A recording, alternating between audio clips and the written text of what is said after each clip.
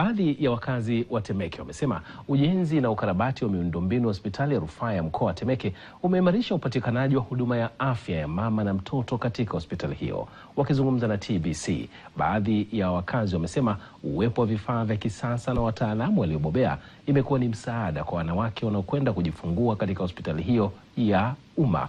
Hospitali ya rufaa ya mkoa wa Temeke iliyoanzishwa mwaka 1970 imekuwa ikipokea wagonjwa kutoka maeneo mbalimbali ikiwemo kutoka hospitali na vituo vya afya ndani ya manispaa hiyo na wilaya jirani ya Kigamboni.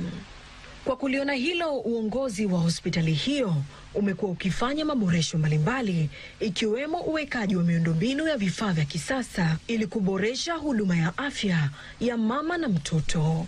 Baadhi ya wananchi wamesema maboresho yaliyofanywa na serikali katika hospitali hiyo yamesaidia kuboresha huduma katika hospitali hiyo. Uboreshaji uliofanyika huku umepunguza sana vifo vya watoto na mama. Pia na wataalamu walioletwa na wameongezeka kwa undani zaidi, wanafanya kazi pasavyo.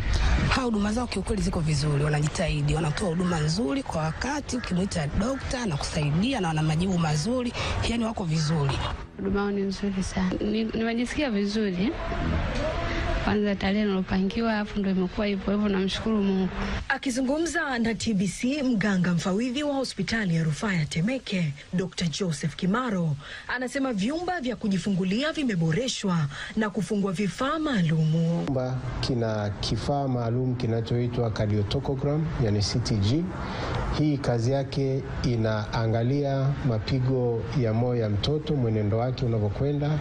Hii inatujulisha kwamba mtoto yuko katika hali nzuri au hali mbaya, lakini pia inaangalia mapigo ya moyo ya mama na kutujulisha kama kuna changamoto yoyote. Pia Dr. Kimaro amesema vifaa hivyo vimenunuliwa kwa fedha za mapato ya ndani, shilingi milioni 48.5, lengo likiwa ni kupunguza vifo vinavyosababishwa na masuala ya uzazi.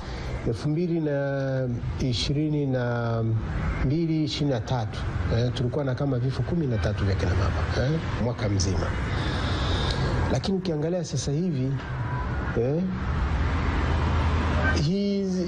hii miezi 6 tumekuwa na vifo kama 2, na ukivitafuta sasa sababu zake zilizotokea haziendani na sababu za kipindi kile. Hospitali ya rufaa ya mkoa wa Temeke inahudumia wagonjwa zaidi ya 2,000 kwa siku, wakiwemo wagonjwa wa nje 1,800 na wagonjwa wa ndani 300. Mimi ni Caroline Maleo wa TBC.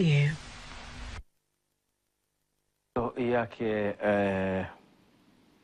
Gervas Motebela akisomwa na Caroline Maleo na si Ahmed Salum.